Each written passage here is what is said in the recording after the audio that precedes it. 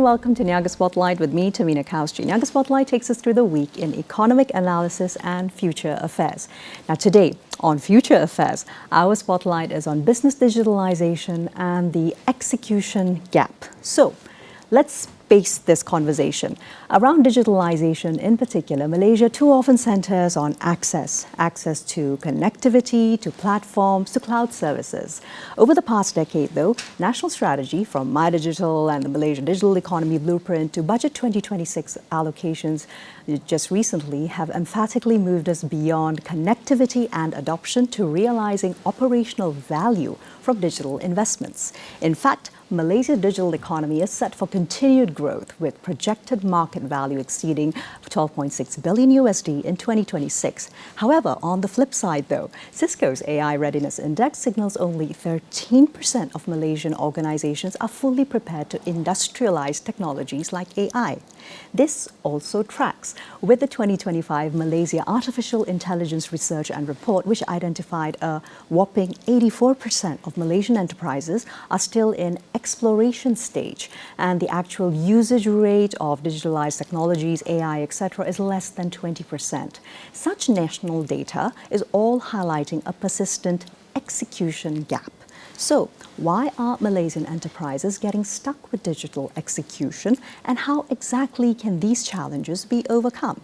Joining me live in the studios for this most timely discussion is Afizulazha Abdullah, Chief Enterprise Business Officer at CelcomDigi.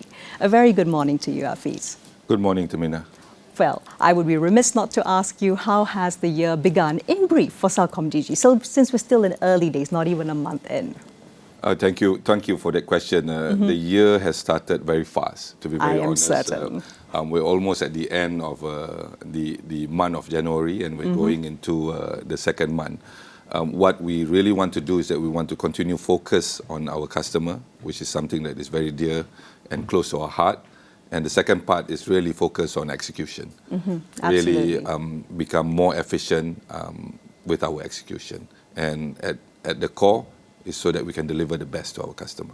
Exactly. So now let's dig deep into what you mentioned, Afiz, which is the fact that from what you're seeing on the ground, what would you say are some of the most common execution failures that Malaysian enterprises are now starting to struggle with after that initial phase where access has become very even, thanks, of course, in large part to CelcomDigi, who does serve literally 3/4 of the population around the country? Thank you.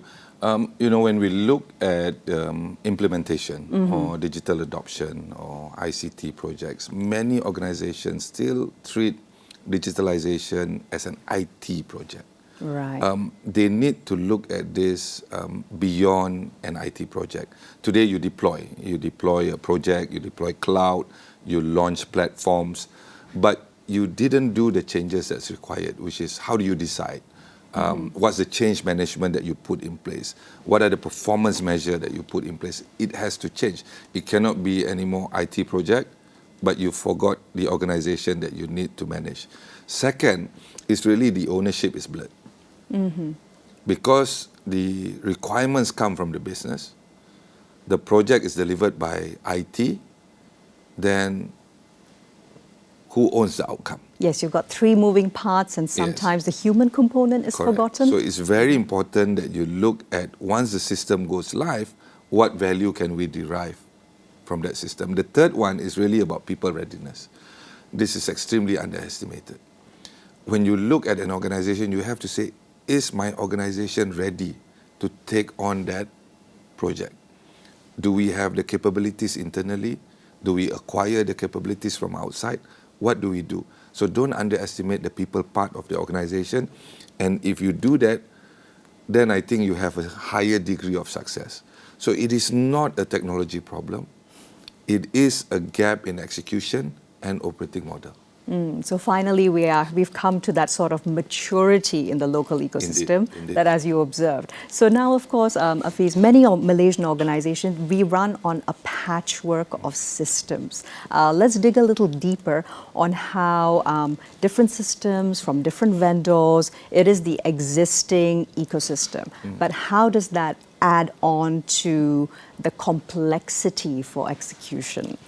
I think sometimes system complexity, it stopped helping.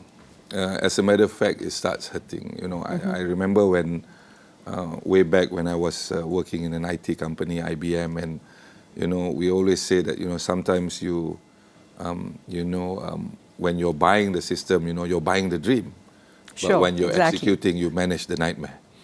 So it's very important that when you look at it, and if we were to take organizations that serve customers in the front line, when you start adding system, it will reach a point that this adding system is no longer helping.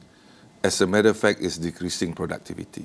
When you have multiple systems that are not integrated, when you have multiple systems that architecturally is not working in cohesion, is not lined up to work because you keep on patching.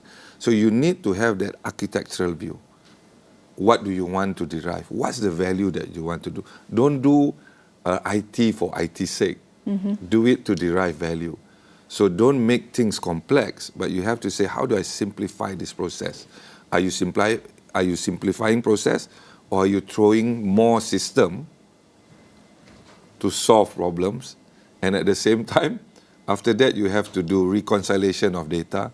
You have to, I'll go to you and say, Tehmina, your system, what is it showing? Then I look at my system, and you're just adding complexity. And nothing is aligned either. Nothing is so aligned. Workflows completely are left behind. Completely. So what I'm absolutely hearing, Afiz, is perhaps it's about leadership in change management, being able to identify such a point. Absolutely. And when would be ideal, let's say, to look at the intervention, both for QCing and also for problem shooting? I think it's very important that you understand what's the value that you want.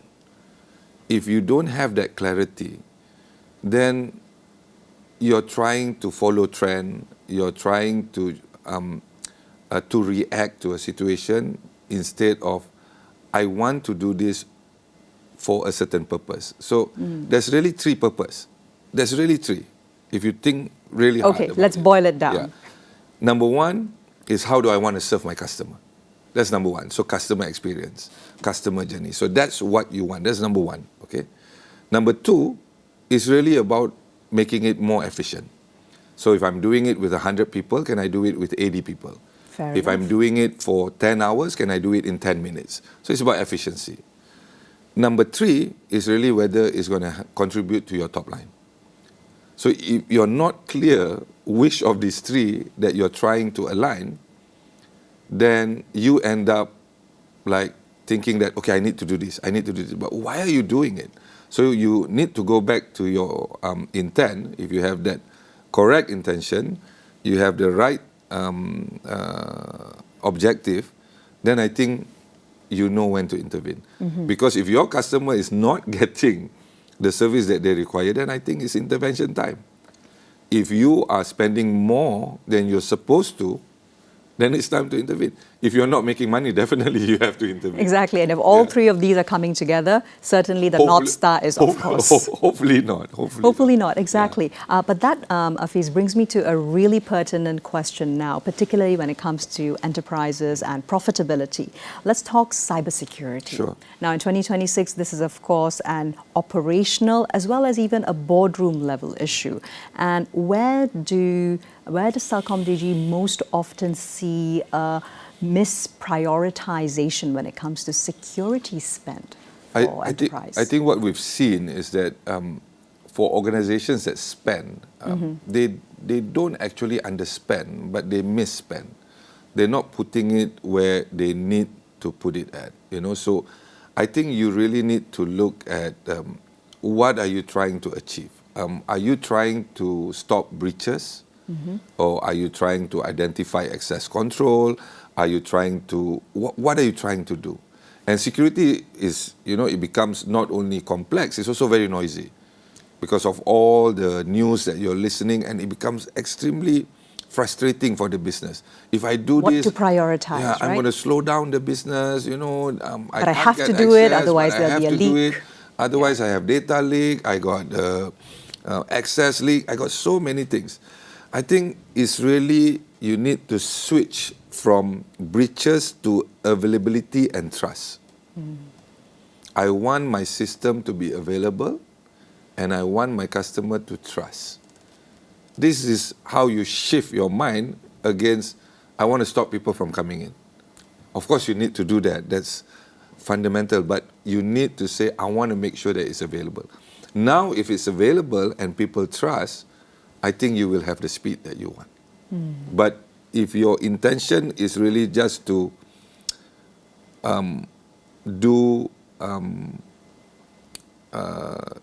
control instead of availability, then I think you'll hit that frustrating wall. So really, security done right is about availability and trust, and that enables execution. Fantastic. Thank you so much for the conversation so far, Hafiz. We take a quick break. Don't go anywhere. We'll be right back with the rest of Niaga Spotlight.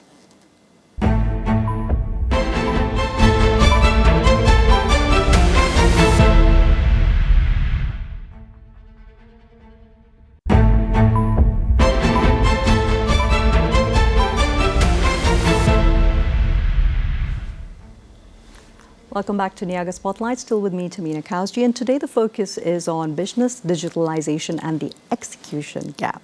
Together, of course, live in the studios with CelcomDigi. Hafiz, continuing the conversation let's move into looking at complex deployments. We were referring, of course, earlier to a multi-vendor setup, which our enterprises across Malaysia regularly engage in, but then the accountability factor, which often gets blurred. Let's talk more about that and get in depth. Your perspectives. I think when you look at complex deployment or large-scale projects, where when everyone is responsible, actually no one's accountable. So everyone says, I'll just play my part. I have an SLA to deliver, I deliver it to you. That's right. But collectively, what happens when the business goes down? Who's responsible? So if you look at it, it's almost like you're playing an orchestra. Do you need a conductor? Certainly. Obviously you need a conductor. Absolutely. But everybody's good at their instrument. But you still need a conductor. How come? Because you need someone to be that prime integrator. You need someone to be that prime service provider. And, this is super important because then that allows you to be clear of the objective. You can't just say, okay, I'm going to take 10 people, let them work on their own, and then hopefully I get the outcome that I want. Again, we go back to the 3 points that I mentioned earlier. Is it customer? Is it efficiency? Is it top line? And if you're very clear with this and your prime integrator understands this, then I think when they start to deploy, they deploy it in the fashion that is required by the business, not by the project. I cannot say that, my project delivered on time.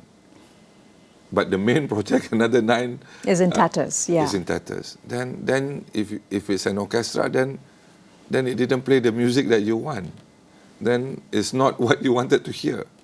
Because at the end of the day, if it's all played together well, then you get that beautiful sound that you're looking for. Similar to a project. That's what we want. Absolutely. It's all about harmonizing the different factors when it comes, especially to perhaps SMEs or even large enterprises, which can fall. So sometimes what happens, Tehmina, is that it may go into a procurement game. Right. Meaning that I want to get the best price. And I'm not saying that procurement is not important. It's very important. It is a factor, but certainly. you need to look, it's also about operational risk management. So you need to bring this procurement as well as operational risk management together in order to manage a large, complex project. Exactly. And also perhaps then over-reliance on just one vendor might also expose you to risk. Absolutely, absolutely. Again, there's no one silver bullet that says, I only use this vendor, I use 10 vendors, I use 2 vendors. Again, go back to the intent. If you are very clear with your intent, you know where you want to go, then I think it allows you to make that decisions a lot clearer. and a lot earlier is what I'm really hearing. Yeah, You need all of these embedded way before rollout. So moving along the conversation, Afiz, we talk about cloud first, but that is quite often interpreted as cloud everything. The reality is rather different. Tell me more about this. I think when you look at cloud, I think it's I'm happy that from a technology guy, I'm excited about opportunities that we have around cloud. But again, we need to really understand what do we use it for. Do I use it because I want to scale? Do I use it because it allows me to expand very fast? But at the same time, if I require latency, speed, do I move it to cloud? So you need to make those kind of decisions. So if you're able to store your data, large amounts of data, and you want to run analytics, and you don't have the issue on latency, you don't have the issue on distribute, maybe cloud is your answer. But maybe you say, I want to distribute to multiple locations, and I don't want to have my data everywhere, then cloud could be your answer. But maybe you have some mission critical stuff that you say, I want it to be on-prem, then you need to have it on your premises. So really it goes back to what's the workload that you want to put it on. You want to go hybrid, you want to go cloud. But this strategy, again, I go back to the point that what is that architecture blueprint that you want? You can't just say, okay, everyone's doing cloud, I want to do cloud. Don't do that. Don't ever do that. Though clearly our data and evidencing points are showing this is what's occurring on the ground. You shouldn't do that. So really, one thing that I really like about cloud is that because it's about getting your data in a central location, and having the right data allows you to do analytics. Having the right analytics allow you to make quick and fast decisions. That should be your determining factor, not technology, whether it's cloud, not cloud. Your determining factor is that because I want to do analytics, I want to do AI, I want to make a fact-based decision, then make that technology decision, but not decide on technology, then maybe I decide what I want to do. No. You need to have that practical standpoint in place already. Absolutely. Correct. Because quite often what then occurs is that the cloud spending spirals. Correct. For such organizations too. Correct. Then you go out of control. Then that's why we hear people that had moved to cloud, now they want to go back on-prem. Correct. Then people who are looking to go to cloud, looking at their other people in the industry, that they say, maybe I shouldn't go. And this is not good for business, right? Again, I'll go back to my 3 examples and I say, if you're very clear about your intent, then you know whether you go cloud or not. I mean, as an individual, like for me, I put a lot of my data on the cloud. Why? Because I want to have it. I want to have the ability to access it from my mobile phone, from my tablet, from my laptop. I want to be able to do that. So that is my reason of doing it. Fast, easy, etc. But at the same time, I'm not running mission critical stuff at a personal level, right? But at a personal level, at a organization level, what would you do? Then you need to make that decision. So it cannot be an ideology. It must be fit for purpose. Why do you do it? Speed, scalability, expansion. Why are you doing it? Then decide, cloud or no cloud. That optimization equation needs to be pretty clear for each organization. It must be that. So as we're landing this conversation, Afiz, I think let's go straight down into what matters most, of course, to enterprise, the showing of results, right? Now, of course, we've got companies which can point to all the new platforms, dashboards, etc., that they've acquired over the past 1 quarter even, but it often is not translating into results. So in your experience, what kind of metrics do they need to be looking at so they are able to articulate whether this is a loss and what kind of a result is actually going to indicate that this is a useful platform? So, I mean, very quickly I will say this, right? If digitalization is working, you see it in operations. You don't see it in dashboard. So you can't go to the dashboard and say green, green, green, green, green, okay, everything's working. All right. It doesn't work that way. You have to see it in operations. It means if you If you have a queuing system, yeah, it's great. People are being processed. Tickets are being given. Customers are waiting. Oh, wait time 2 minutes. But in reality, maybe customers are not happy. You have to go down on the ground and check. So is it faster order to cash? You know, are you lowering cost to serve? Shorter recovery time, better revenue per employee, productivity has increased. That's what you need to be thinking about. You need to be looking at operationally, are we better? Not dashboard. Dashboard could be a leading indicator. Perhaps. It tells you that, okay, things look good, you know, but you still need to go down to the ground and check. You need to see what's happening on the ground. You need to see whether the queues are too long, whether people are unhappy, expectations are met. We cannot be looking at it from an ivory tower point of view that I've digitalized, dashboard looks good, everything's good. Now sit back and wait for the returns. And you also cannot go, Tehmina, from an average point of view. You say 98% of the time we're good. But that 2% could be the 2% that kills you. So you also need to understand why something didn't happen. So really, my encouragement is that yes, dashboard is important. It's not important, but that's a leading indicator for you. Now you need to go down to the ground, check, is it really as per what we expect? Do we see our employees being happier working? Because otherwise we've deployed system, more complex system, you know. Is it easing the workflow in the office scenario? They're not enjoying serving the customer. You know, it should be a joy to serve a customer. If you're not enjoying it, then something's wrong.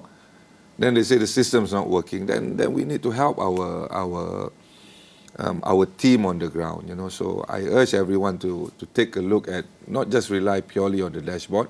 It's an important indicator. Sure. But you know, it's just like sometimes we look at the weather, right? Is it going to rain or not? So there's a bit of a dashboarding for us, but 50-50. 50-50. Then what do? You know, you still go out. You still go out, and you still actually it's not so hot. So getting a sense on the ground clearly is really important. It's super important. Perhaps let's spend a little bit of time before we close out, Afiz.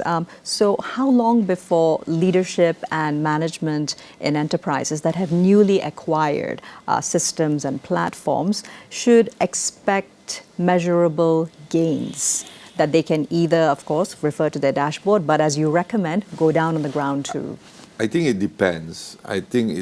Really, it depends. But it's equally important that when you're spending, sometimes you need to take a pause. You need to take a pause and see whether things are working. You need to take a pause. You don't continuously spend without understanding that whether you've derived that value. And it depends, right? The size of the system that you deploy. If you deploy a large-scale system, maybe it takes a little bit longer.